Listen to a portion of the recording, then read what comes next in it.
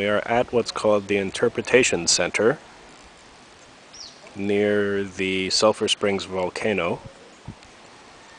This is where they give an organized tour of the volcano. Seem to be in some kind of valley.